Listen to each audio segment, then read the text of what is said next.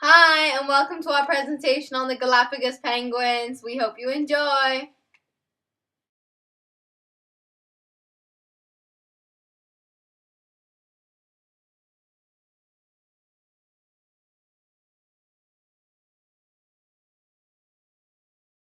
For our project, we're doing the Galapagos penguin. Its scientific name is Phaniscus mendiculus.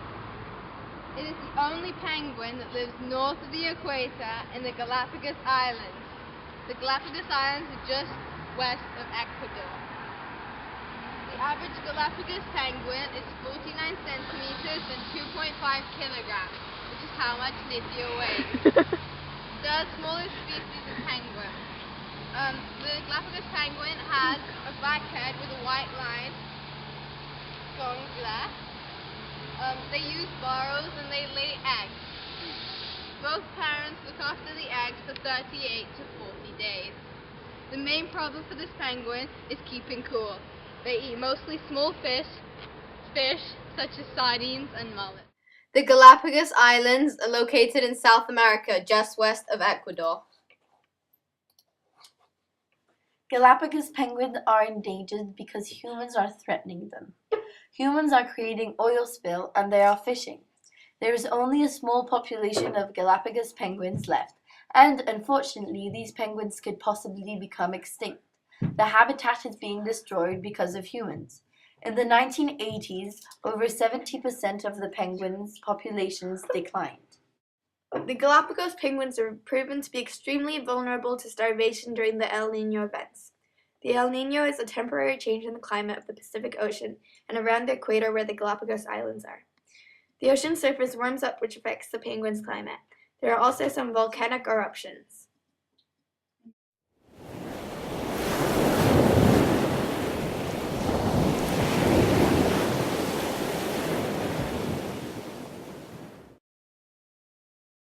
Fortunately, some things are being done about it. The U.S. federal agencies are not letting any fishermen do fishing near these penguins. The Charles Darwin Foundation is working to help save and preserve these animals.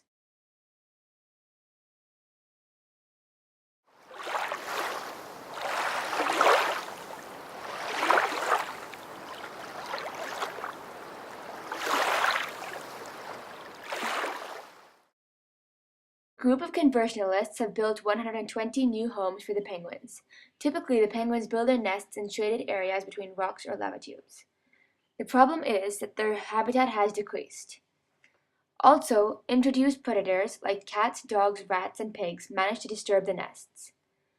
Dee Boersma of the University of Washington explains, more nesting sites are needed. The greater protection for new predators are essential if the population is to stabilize.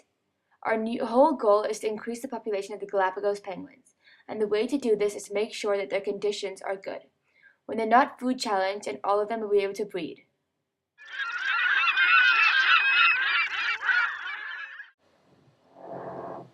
Penguins do not attempt to breed during cold temperatures.